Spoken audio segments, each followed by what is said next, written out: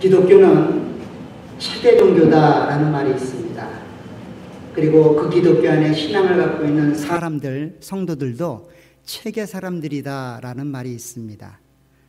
즉 성경을 믿고 성경을 따라가는 종교, 성경을 믿고 성경을 따라가는 사람들, 그 사람들이 바로 기독교인이고 또 그리스도인입니다. 그런 종교가 기독교입니다. 그렇지만 우리가 성경을 믿는 것으로 끝나는 것은 아닙니다.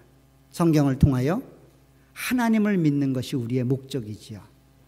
성경이 중요하고 소중하지만 성경 때문에 믿거나 성경만을 믿는 것은 아닙니다. 성경을 통해 계시되신 하나님을 믿는 것이고 하나님을 섬기기 위하여 성경을 공부하게 되어 있습니다. 하나님께서는 이처럼 자기 자신이 누구인지, 어떤 일을 행하셨는지, 그리고 이 성경을 통하여 하나님을 어떻게 섬겨야 되는지를 자세히 그리고 디테일하게 우리 가운데 제시하고 있는데 그것이 바로 성경이지요.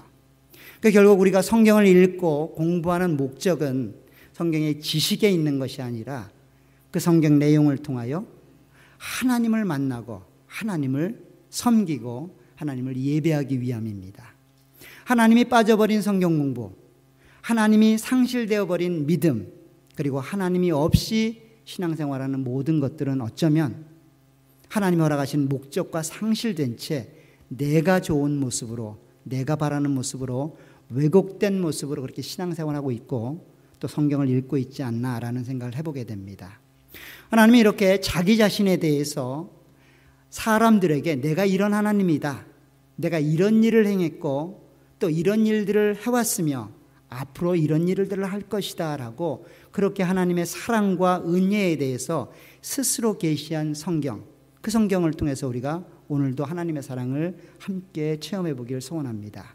특별히 출애굽기 4장에도 그 하나님이 하나님 백성들을 향한 그 절절한 사랑, 그리고 하나님의 백성들을 위해서 애쓰고 수고하고 노력하셨던 하나님의 일하심, 그 하나님의 열심에 관한 이야기가 오늘 본문에도 기록되어 있습니다.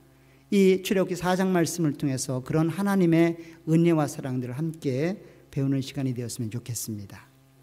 오늘 본문은 모세가 하나님의 부름을 받고 그 부름 앞에 하나님 이것 때문에 못하겠습니다 라고 하나님의 부름을 거절하는 세 번째 이유가 등장을 하고 있습니다. 몇 번째라고요? 세 번째. 한 번도 아니고 두 번도 아니고.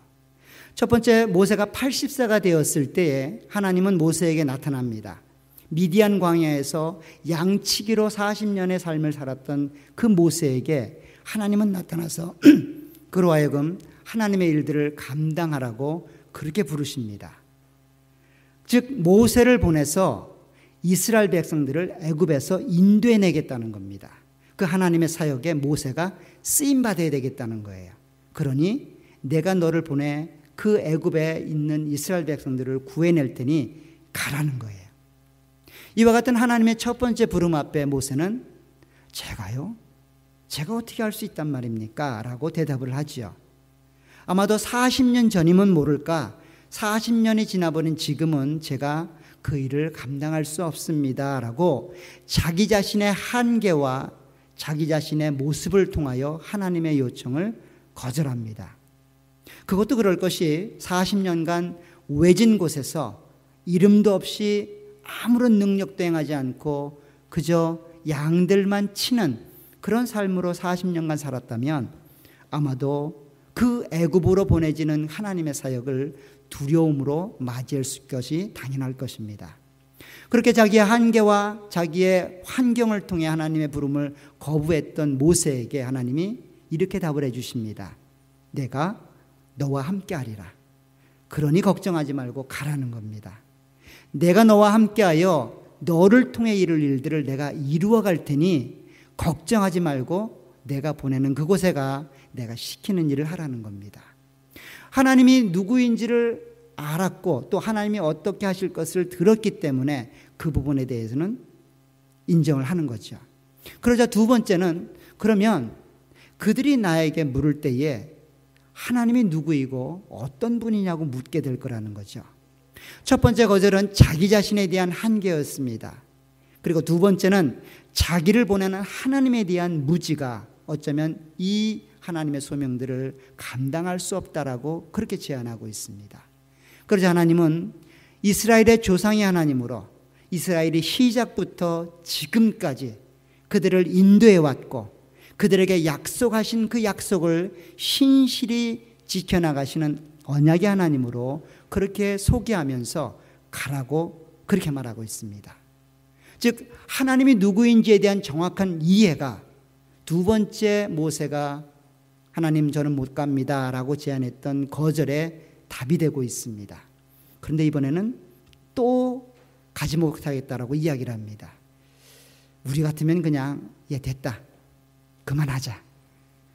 세 번까지 이렇게 거부하면 도대체 어떻게 한단 말이냐 라고 말을 할 텐데 하나님은 끝까지 인내하십니다. 하나님 못 갑니다 라고 거부하는 모세에게 예끼놈 그렇게 나에 대한 믿음이 없단 말이냐, 혼꾸녕을 내는 일도 없고 모세를 책망하지도 않습니다. 그냥 모세의 말을 듣고 그것에 응답합니다. 그런데 모세가 거부하는 세 번째 이유는 자기 자신도 아니고 하나님에 대한 이해도 아닙니다. 바로 이스라엘 백성들에 대한 이해입니다. 나는 하나님을 믿겠습니다. 그리고 우리 안에 역사하신 하나님도 신실하게 내가 알았습니다. 그런데 이스라엘 백성들은 어쩌려고요? 이스라엘 백성들은 내가 40년 전에 지금 하나님이 나에게 시켰던 그 일을 행하려고 그렇게 했을 때 그들이 어떻게 반응을 보였는데요? 당신이 누구이기에 우리에게 이런 일을 하느냐? 누가 당신을 이 자리에 세웠느냐라고 묻고 하나님이 그들을 구해내고자 하는 하나님의 뜻들을 그들이 외면해버린 걸 모르신단 말입니까?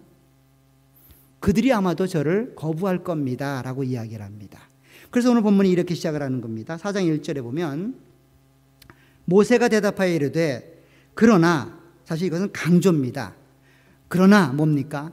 내 자신의 한계도 그리 하나님을 통해 이루어질 수 있고 하나님에 대한 무지도 하나님이 알려주셨으니 다 오케이입니다. 그렇지만 이런 이야기입니다. 그들이, 즉 이스라엘 백성들이, 또 엄밀히 말하면 이스라엘 백성들의 장로들이 나를 믿지 아니하며 내 말을 듣지 아니하고 이르기를 여호와께서 내게 나타나지 아니하셨다 하리이다. 무슨 말입니까? 저는 순수히 하나님의 말씀을 듣고 갈 수 있습니다. 그 하나님의 능력을 제가 신실히 믿고 가서 감당할 수 있습니다. 그런데 그 말을 듣는 이스라엘 백성들이 나를 믿지 않는다면, 나를 보낸 하나님이 나에게 나타났다는 사실을 믿지 않는다면, 더 엄밀히 말하면 나를 보내신 하나님을 믿지 않는다면 어떻게 하시렵니까? 이 이야기인 거죠. 나는 하나님을 믿겠습니다. 내가 부족하지만 하나님이 함께 하신다니 내가 가겠습니다. 그리고 그들이 묻는다면 하나님이 이런 분이시라고, 지금도 살아서 우리의 삶들 가운데 역사하는 분이라고 제가 단호하게 말하겠습니다. 그런데 그들이 하나님을 믿지 않는다면 어떻게 하시렵니까? 이 이야기를 하고 있는 거예요. 이 말은 곧 하나님이 먼저 가서 그들의 마음을 움직여주지 않으면, 그들 안에 믿음을 심어주지 않으면 아무리 내가 노력해본들 이 노력의 결과가 없다는 겁니다. 그걸 모세가 안 거예요. 어떻게 알았을까요? 40년 전에 경험해봤잖아요. 40년에 똑같은 일을 해봤다고요. 물론 하나님이 그곳에 안 계셨지만 지금 하나님을 향한 마음과 열심으로, 믿음으로 그렇게 능력 있게 이스라엘 백성들을 구원해내려고 그렇게 그들에게 갔단 말이에요. 자기의 모든 것들을 포기하고. 그런데 결과는 어땠습니까? 그들이 나를 믿지 않았고 그들이 나를 받아주지 않았기 때문에 일이 안 됐다는 거예요. 그래서 또 하나의 문제가 생기죠. 이번도 마찬가지일 거라는 겁니다.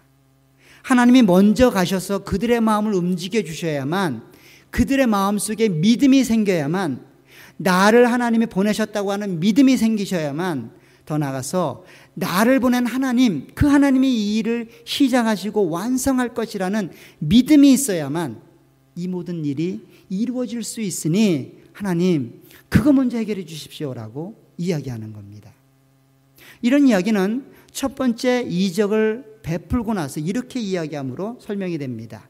첫 번째 이유를 이적을 준 이유가 이렇습니다. 5절에 보시면 이는 즉 기적을 주신 이유는 그들에게 즉 이스라엘 백성들 특별히 장로들에게 그들의 조상의 하나님 곧 아브라함의 하나님 이삭의 하나님 야곱의 하나님 여호와가 내게 나타난 줄을 믿게 하려 함이라. 즉 모세를 믿게 하고 모세를 보낸 하나님을 믿게 하기 위하여 이 기적이 주어지고 있다는 거예요. 모세 개인에게 주어지는 것이지만 모세 개인을 통하여 이스라엘 백성들에게 믿음을 주기 위하여 그들의 믿음을 새롭게 하기 위하여 그렇게 하나님이 이 일들을 하고 계시다는 겁니다. 이러한 이유는 또 8절에 가서도 동일하게 등장을 합니다. 두 번째 이적이 마쳐지고 나서 하나님은 모세에게 이렇게 말합니다. 8절에 보시면 여호와께서 이르시되 만일 그들이 너를 믿지 아니하며 그 처음 표적의 표징을 받지 아니하여도 나중 표징의 표징은 믿으리라. 계속해서 믿음이 강조되지요. 믿게 된다는 겁니다. 이 두 가지 표적을 통해 반드시 믿게 된다는 겁니다. 첫 번째 것은 믿지 않을 수 있지만 두 번째 것을 통해서는 그들이 반드시 믿을 수밖에 없다는 겁니다. 그 말은 건 뭡니까? 하나님이 믿도록 만들겠다는 겁니다. 하나님이 그렇게 할 테니 걱정하지 말고 가라는 거예요. 네가 이유되는 거 의미가 없다는 거예요. 내가 먼저 가서 그 일을 만들어줄 테니 가라는 거예요. 사실 모세가 이 내용을 기록하면서 믿음이란 단어를 5번을 반복합니다. 총 9절에 기록되어 있는 이 사건들을 기록할 때 믿음이란 말을 5번 기록하면서 이 본문의 내용에 무엇을 강조하는지를 설명하고 있죠. 사실 이 믿음이란 말은 여러분들 어떤 말씀이 은혜가 되면 뭐라고 그러죠? 아멘 이란 말로 대답하죠. 그렇습니다. 제가 그렇게 믿고 따라가겠습니다라는 그런 의지의 답변들인데 여기 표현되는 이 말은 그 아멘의 근원적인 단어 히브리어 아만입니다. 아만이라는 단어를 5번이나 쓰고 있는 거예요. 그러니까 결국 하나님께서 지금 모세를 통해서 대화하고 있고 모세에게 보여주고 있는 이 3가지 이적은 이스라엘 백성들의 믿음을 만들어주기 위해서 하나님이 모세에게 허락하는 거예요. 모세에게 허락하는 거죠. 결국 이것은 그냥 그 자체로서의 기적이 아니죠. 짜잔하고 모세의 능력을 발휘하기 위한 것이 아니라 그 이적을 통해서 무엇인가를 말하려고 하는 거죠. 그래서 이 본문에 대해서 이 내용들을 표적이라고 이야기를 합니다. 오늘 8절에 보면 조금 전에 읽었던 것처럼 이렇게 표현되고 있습니다. 여호와께서 이르시되 만일 그들이 너를 믿지 아니하며 그 처음 표적의 표징을 받지 아니하여도 나중 표적의 표징은 믿으리라. 결국 이적으로 일어났던 이 2가지 사건이 표적이라는 거예요. 표적이란 말은 그 자체로서의 현상이 중요한 것이 아니라 그 현상을 통해 담고자 하는 내용이 있다는 거죠. 내용이. 그 내용이 무엇이었을까요? 바로 이스라엘 백성들에게 믿음을 심어주는 겁니다. 누구에 대한 믿음이요? 중보자였던 모세 그리고 모세를 보낸 하나님 그 둘을 향한 믿음이 그 안에 충만하게 세워지게 하기 위하여 이 표적들을 행하고 있다는 거예요. 결국 이 본문 속에서 우리가 깨달아야 될 것은 하나님이 어떻게 이스라엘 백성들을 이끌어 가시고 그들의 마음속에 하나님을 향한 믿음 그리고 중보자를 믿게끔 하는 믿음들을 만들어 가시는지가 핵심 내용이라는 거예요. 지금 모세는 그걸 요구하고 있었고 지금 하나님은 그것을 대답하고 있는 겁니다. 그럼 결국 뭐라는 거예요? 내가 할 테니 걱정하지 말고 가라는 겁니다. 그럼 도대체 이 3가지 표적이 무슨 의미가 있는지 한번 살펴보도록 하겠습니다. 첫 번째 이적은 우리가 잘 아는 것처럼 모세가 갖고 있는 지팡이를 땅에 던지라는 겁니다. 땅에 던졌더니 어떻게 됐다는 거예요? 뱀으로 짜잔하고 변한 겁니다. 그리고 뱀으로 변한 그 뱀을 꼬리를 탁 잡으니까 짜잔하고 지팡이가 된 겁니다. 신기하죠? 만화 영화에 나올 법한 이야기잖아요.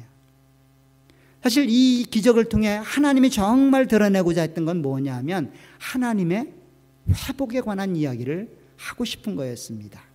이스라엘 백성들에게 지팡이, 즉 목자에게 지팡이는 양들에게 있어서는 생명입니다. 피난처이고 안전입니다. 책임져 주고 인도해 가겠다는 상징이 그 안에 포함되어 있죠. 사실 지금 모세가 들고 있던 것은 양들을 칠 때 사용하는 그 지팡이였어요. 그 지팡이는 끝이 이렇게 구부러져서 키보다 훨씬 더 큰 그런 지팡이입니다. 양들은 굉장히 독특한 특징을 갖고 있습니다. 눈이 어둡고 고집이 셉니다. 그리고 지식이 떨어집니다. 잘 보지도 못하고 이게 먹으면 죽을지 살지도 모르고 그냥 뜯어먹습니다. 그리고 얼마나 고집이 센지 얻어맞기 전에는 가던 길을 돌이키지 않습니다. 누구 얘기 같으죠? 그죠? 그 양들이 길 아닌 다른 곳으로 가려고 할 때 그 지팡이로 목을 휘어챕니다. 그리고 때로는 맹수들이 달겨들어 그 양들을 집어먹으려고 할 때 그 지팡이로 그 양들을 보호해 줍니다. 이렇게 보호하고 생명과 안전을 상징하는 그 지팡이가 뭘로 변해버리는 거예요? 뱀으로 변해버리는 겁니다. 여기 나와 있는 이 뱀은 뭐 우리가 보는 애완용뱀 그런 뱀이 아니라 코브라 있죠. 코브라. 독이 잔뜩 있는 코브라. 한 번 물리면 대부분 다 죽는 그 코브라입니다. 그 코브라가 딱 모세 앞에 나타나서 모세를 위협하는 겁니다. 깜짝 놀라죠. 오늘 본문에도 그렇게 표현되고 있습니다. 3절에 보시면 3절 하반절에 땅에 던지니 그것이 뱀이 된지라 모세가 뱀 앞에서 피했다라고 말합니다. 굉장히 나이스한 표현으로 하고 있지만 원문을 보면 뱀을 보자마자 놀라서 도망을 쳤다는 거예요.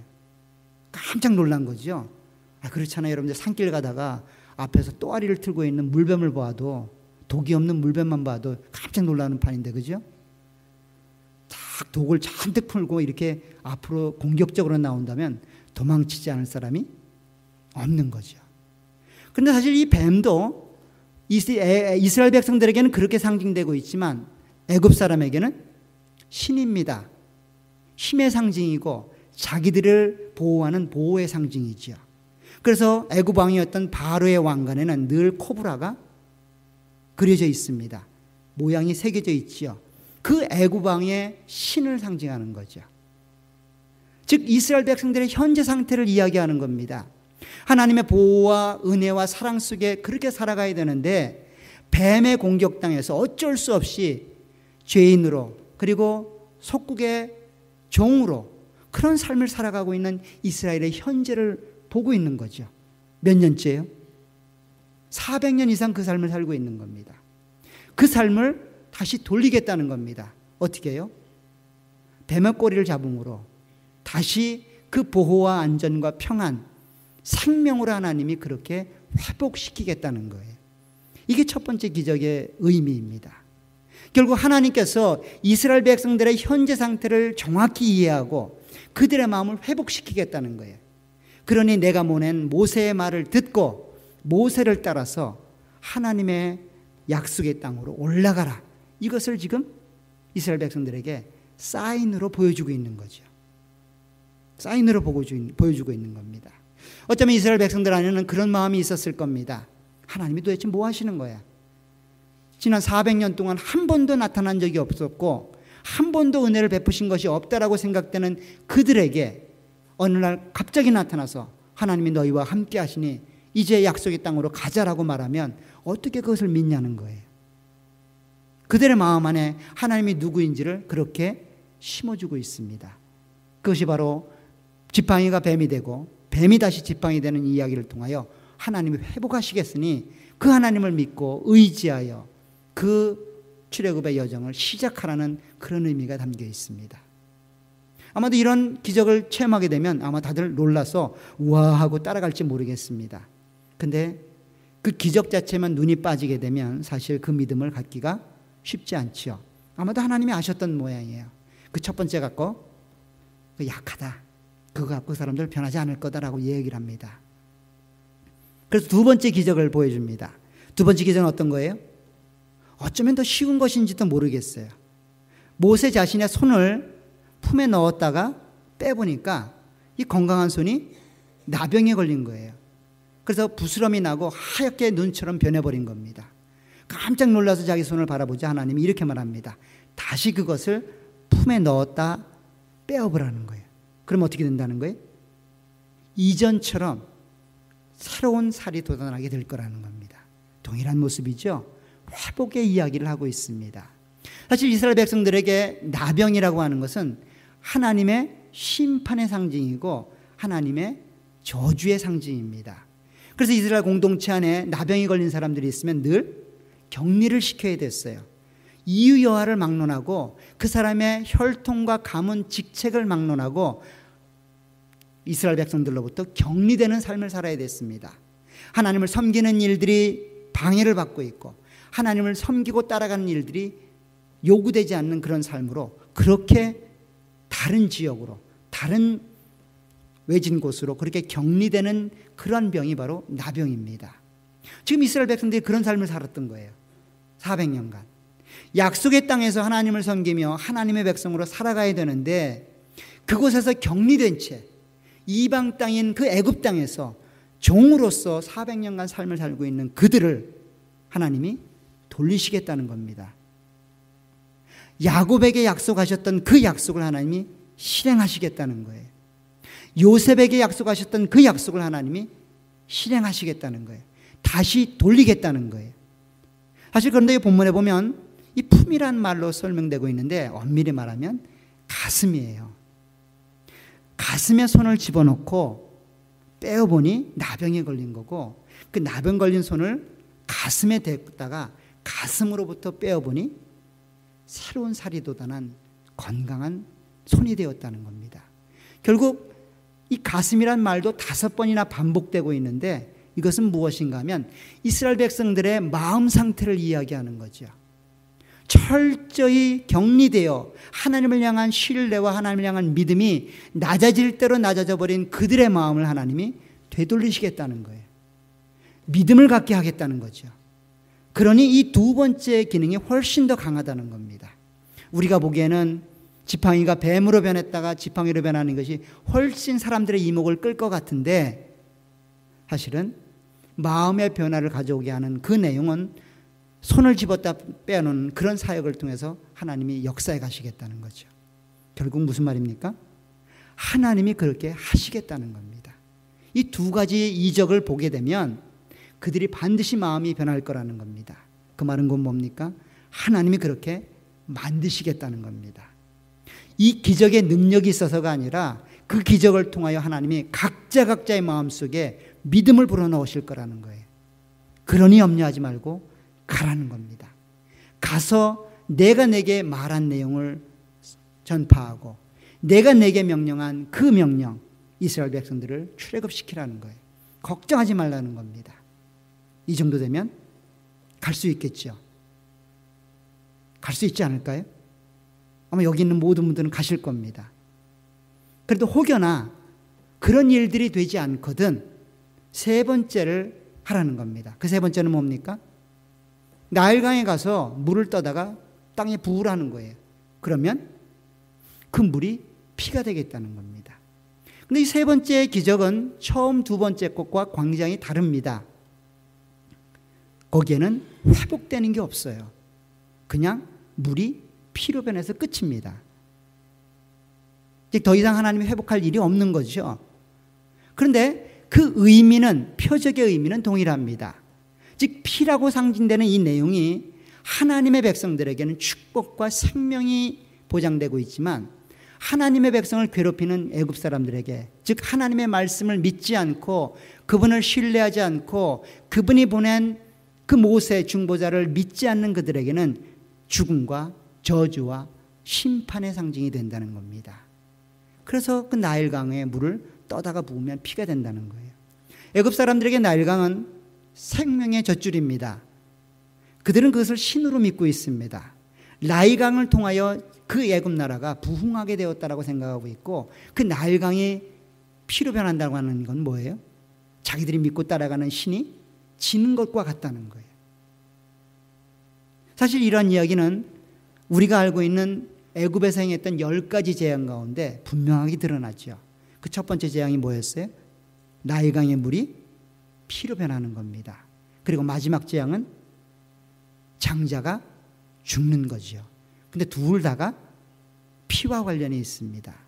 나일강의 물이 피로 변하는 것은 그들이 믿고 따라가는 신이 하나님의 지배 아래 있다는 것들을 보여주고, 마지막 장자가 죽는 그 시점에서 피가 있는 곳은 하나님이 축복으로 생명을 넘어가게 되죠. 즉 이스라엘 백성들에게 그와 같은 상징으로 지금 얘기하고 있는 겁니다. 근데 중요한 건 뭐예요? 이 세 번째 기적은 미래에만 있을 수 있습니다. 지금 당장은 할 수가 없어요. 어딜 가야만 할까요? 애굽에 가야만 할 수 있는 문제입니다. 왜 그럴까요? 나일강 물이 필요하잖아요. 처음에는 내 손에 있는 지팡이를 사용했고, 두 번째는 내 손을 사용해서 어디든지 할 수 있는데, 세 번째 기적은 반드시 애굽에 가야만 할 수 있는 거예요.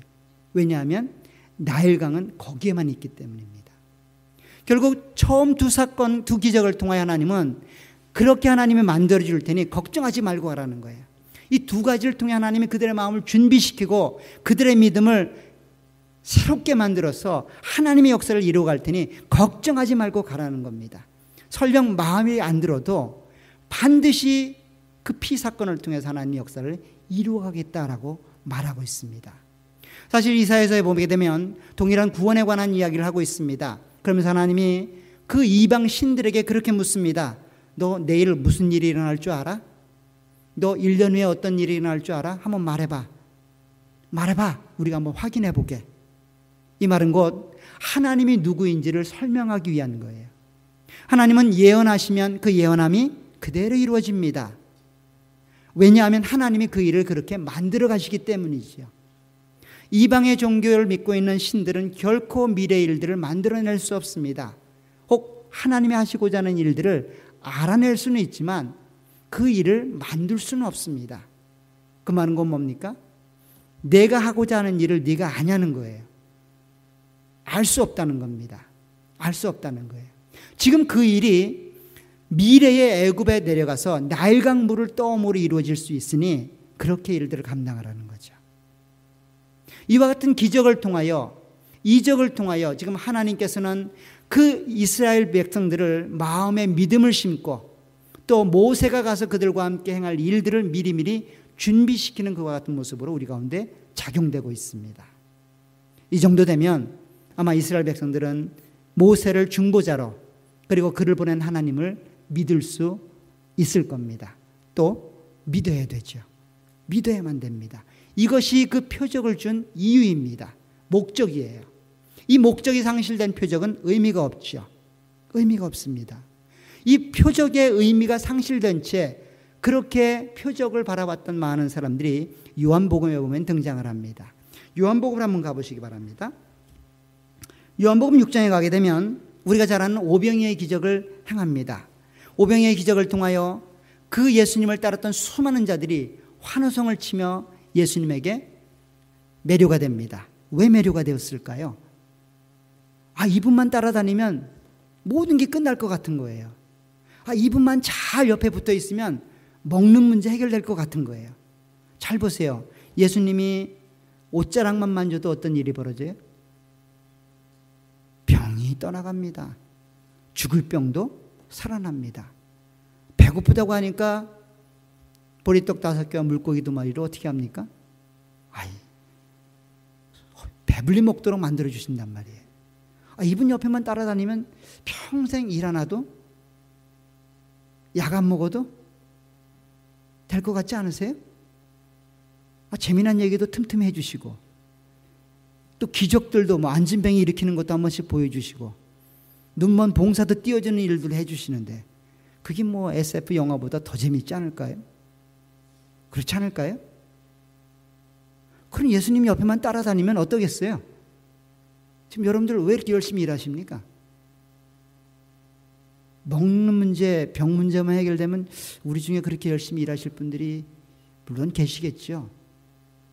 많지는 않을 것 같아요. 근데 그렇지 않을까요? 새벽부터 그렇게 열심히 일하는 이유가 뭐예요?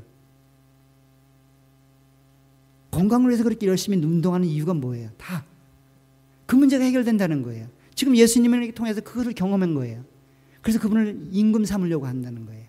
오늘 15절에 보면 이렇게 되어 있습니다.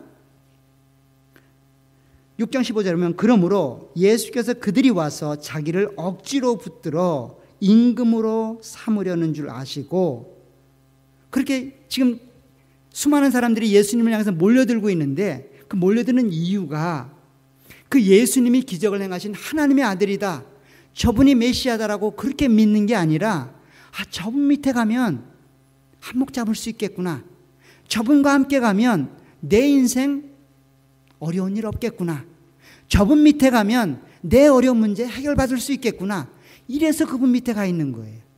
그분을 왕으로 삼겠다는 거예요 지금. 그러자 예수님이 그 마음을 보시고 마음에 답답해합니다. 왜 그럴까요? 내가 지금 오병이어의 표적을 행한 게 그것 때문이 아닌데, 지금 지팡이를 뱀으로 만들고 다시 뱀을 지팡이로 만든 게 모세가 위대한 것들을 만들었다라고 만드는 게 아닌데, 그렇잖아요. 근데 모세의 지팡이를 자꾸 잡고 싶은 거예요. 나도 한번 저거 한번 해보고 싶은 거예요. 그러자 예수님이 그들을 뿌리치고 먼 곳으로 갑니다. 먼 곳으로 갔는데 그래도 그들을 찾아옵니다. 왜 찾아올까요? 그분이 메시아이기 때문에 찾아옵니까? 아니에요. 저분 놓치면 내 인생 말짱 황이니까 저분 꼭 잡는 거예요. 무슨 일이 있어도 저분 찾아야 됩니다. 왜 그래요? 먹을 게 거기 있고, 내 건강이 거기 있고, 내 모든 명예가 거기 있는데, 저분 놓치면 끝인데 저분 어떻게 놓치겠어요? 그래서 길을 쓰고 예수님을 찾아갑니다. 그러자 예수님이 이렇게 말합니다. 26절에 보시면 예수께서 대답하여 이르시되 내가 진실로 진실로 너에게 이르노니 너희가 나를 찾는 것은 표적을 본 까닭이 아니요 떡을 먹고 배부른 까닭이로다. 표적을 봤어요. 근데 그 표적을 생각하는 게 아닙니다. 그냥 표적 속에서 나온 배부름 때문에 그 예수님을 찾고 있고, 그 배부름을 잃지 않기 위하여 그 예수님을 따르고 있다는 거예요. 이런 믿음은 믿음이 아닙니다. 지금 예수님이 행하셨던 얘기의 포인트는 거기에 있습니다. 내가 오병이어의 기적을 행하여 그렇게 표적을 행한 것은 내가 누구인지를 알려준 거예요. 그러니 나를 하나님으로, 하나님의 중보자로, 죄악된 인류를 구원하기 위한 구원자로 보냈음을 믿도록 하기 위함이라고요. 그런데 그것이 없는 거예요. 지금 모세도 마찬가지죠. 모세가 중보자로 이스라엘 가운데 가고 있습니다. 하나님이 모세를 통하여 그 이스라엘 백성들에게 구원을 허락하고 그들을 애굽 땅에서 인도해내라고 하는데, 모세가 행한 기적을 보고 그냥 모세만 좋아하는 거예요. 하나님에 대한 생각이 없는 겁니다. 그래서 40년간 방황을 하는 거예요. 출애굽한 이후에도 방황을 합니다. 떠날 때부터 방황을 하죠. 모세만 의지했기 때문에 그렇습니다. 모세를 의지하여 하나님을 바라보고 그 하나님이 목적이 되고 하나님이 베푸신 구원이 목적이 되어야 되는데, 자꾸만 모세가 베푼 이적에만 눈이 머무는 거예요. 자꾸만 먹고 배부를 그 생각만에만 마음이 빼앗기는 겁니다. 그러면 하나님은 오늘도 돌리시고 내일도 돌리실 겁니다. 언제까지요? 언제까지요? 그 마음속에서 그 생각이 사라질 때까지. 이스라엘 백성들이 40년 돌렸다고 여러분들 40년 후면 되겠지, 내 나이가 30대니까 나는 말년에는 괜찮겠다. 아니요. 여러분들 마음속에서 그 생각이 빠지기 전까지는 결코 하나님의 구원이 이루어지지 않을 겁니다. 여러분들의 생각이 그렇게 변화되어 하나님이 목적이 되고 하나님을 믿고 따라가는 구원이 목적이 되기 전까지 하나님은 어쩌면 여러분들을 돌리실지 모릅니다. 끊임없이 반복되는 삶의 환경으로 돌리실지 몰라요. 어쩌면 여러분들이 그렇게 원하지도 않는 일들 가운데 그렇게 여러분들을 몰아넣을 수도 있습니다. 그럴 때 빨리 정신 차리길 주의 이름으로 부탁을 드립니다. 모세는 40년이 걸렸어요. 이스라엘 백성들도 출애굽하고 40년이 걸립니다. 한 세대가 끝나는 거죠. 여러분들의 세대가 끝나기 전에 그 중보자이신 예수님, 그리고 그 중보자를 통해 일하신 하나님을 기억하시길 주의 이름으로 부탁을 드립니다. 인생 가운데 크고 작은 많은 일들을 만날 수 있습니다. 그 일들 속에 하나님이 지금도 일하고 계시고 앞으로도 일하실 겁니다. 그 일들 속에 역사하시는 하나님을 만나시기를 간절히 부탁을 드립니다. 그 하나님을 목적으로 하시길 간절히 부탁을 드립니다. 그러면 그 하나님 때문에 여러분들 안에 감당할 수 없는 기쁨이 있으실 겁니다. 비록 아무 것이 없어도 그 하나님 때문에 만족하실 수 있을 겁니다. 비록 세상 사람들이 나를 알아주지 않아도 그 하나님 때문에 기뻐 찬송하실 수 있을 겁니다. 그런 모습으로 우리에게 주어진 구원, 우리에게 허락된 구원을 감당하시길 간절히 부탁을 드립니다. 기도하도록 하겠습니다. 하나님 아버지, 주의 은혜 원총을 감사합니다. 오늘 모세를 통하여 하나님이 베푸신 이적들을 보게 됩니다. 이적 자체의 목적이 아니라 그 이적을 통하여 하나님이 누구이고 하나님이 어떤 분이며 우리가 누구를 의지하고 누구를 바라봐야 되는지를 깨닫게 하시니 감사를 드립니다. 하나님, 세상이 너무도 분주하고 인생이 너무도 힘이 들어 그 하나님을 바라볼 때가 참으로 적었음을 고백합니다. 우리의 분주하고 바쁜 일정들 속에 하나님이 누구인지를 기억할 수 있도록 은혜를 베풀어 주시고 그 하나님을 끝까지 따라갈 수 있는 믿음을 허락해 주시길 원합니다. 흔들리지 않는 믿음을 허락해 주셔서 현실의 어려운 조건과 환경들을 뛰어넘을 수 있도록 은혜와 은총으로 함께해 주옵소서. 예수님의 이름으로 기도합나이다. 아멘.